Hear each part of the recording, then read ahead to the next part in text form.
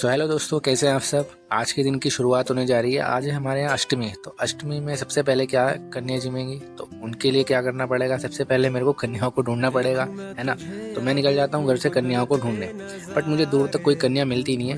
एक छोटी सी प्यारी सी कन्या मिलती है। इनका आशीर्वाद मैं यहीं से लेकर निकल जाता हूँ अपने घर की तरफ। नहीं, पहले मैं क्या करता हूँ, 10-10 के थोड़े खुले पैसे ले लेता हूँ जो मेरे को देने होते हैं। इसके बाद मैं घर पर जब पहुँचता हूँ तो यहाँ पर चर्चा चल रही होती है कि उनको बैठने में कोई दिक्कत ना हो। तो मेरी मम्मी कहती है कि एक काम करेंगे, थोड़ी दीवार पीछे कर देंगे इससे क्या कोई बात है दिक्कत नहीं सर। होगी। खेल फाइनली कन्याएं मिल जाती हैं, आ जाती हैं, आराम से बैठ जाती है। और उसके बाद हम सब प्रसाद उन्हें बांट देते हैं, प्रसाद दे देते हैं। भोग लगाने के बाद ये डब्बियाँ जब हम दे रहे थे तो सब आपस में ये कर रहे थे कि ये वाला कलर दो, ये वाला कलर दो। खैर फाइनली वो बहुत खुश होती हैं। और इसके बाद मैं कन्या जमाने के बाद निकल जाता हूँ अपने दोस्त के यहाँ, क्योंकि दोस्त की जो बेटी है उसको अभी 1 साल हुआ है। तो मैं सोचता हूँ उसके लिए भी प्रसाद लेके चला जाता हूँ। मेरा नाम है बुल्ला, रखता हूँ खुल्ला। फिर मैं अपने मतलब भाभी, दोस्त की वाइफ, उनका भाभी का आशीर्वाद लेता हूँ, क्योंकि वो भी तो देवी है ना। आशीर्वाद लेने के बाद मैं उस प्यारी सी बिटिया के लिए जो प्रसाद लेके आया था वो प्रसाद उसके हाथ में देता हूँ। खैर वो जल्दी से एक्सेप्ट नहीं करती। फाइनली मैं प्रसाद लेके उसका भी आशीर्वाद लेके आ जाता हूँ। फिर नहीं आता नहीं हूँ, मैं थोड़ी देर खिला रहा होता हूँ। फिर मैं थोड़ी देर उसको खिलाता हूँ। खैर मैं गुटखा नहीं खा रहा हूँ इस समय, मैं खैर सुपारी खा रहा था।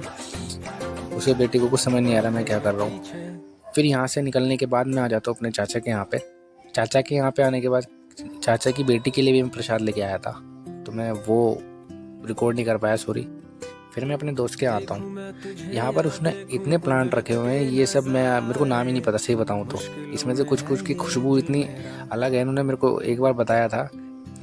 और कोई देहरादून, कोई कहीं से। फिर फाइनली मैं बैंक में आता हूँ। बैंक में यहाँ से मैं ब्रांच ट्रांसफ़र कराने के लिए आता हूँ। फिर मैं आता हूँ घर, और घर आने में मेरे को बच जाते हैं कितने, आप खुद ही देख लो, घड़ी में 4 बज रहे होते हैं। फिर मैं एक लंबा सा ब्रेक लेता हूँ, लेकिन मैं यहीं पे व्लॉग दिया एंड नहीं करने वाला। लंबा ब्रेक लेने के बाद रात को 8 बजे मैं घर से निकल जाता हूँ। चलो, इसके बाद मैं यहाँ से निकलने के बाद आ जाता हूँ ब्रह्मपुरी, क्योंकि आज जो कन्याओं को मैंने जिमाया उनके लिए जो मैंने वो लिए थे पेंसिल बॉक्स वगैरह, वो यहीं से लिए थे।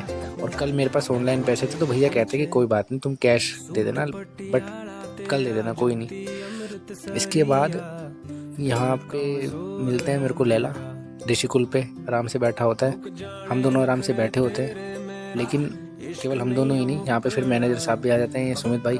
हम तीनों बैठ के दिन काट देते हैं और व्लॉग को यहीं पे दी एंड कर देते हैं।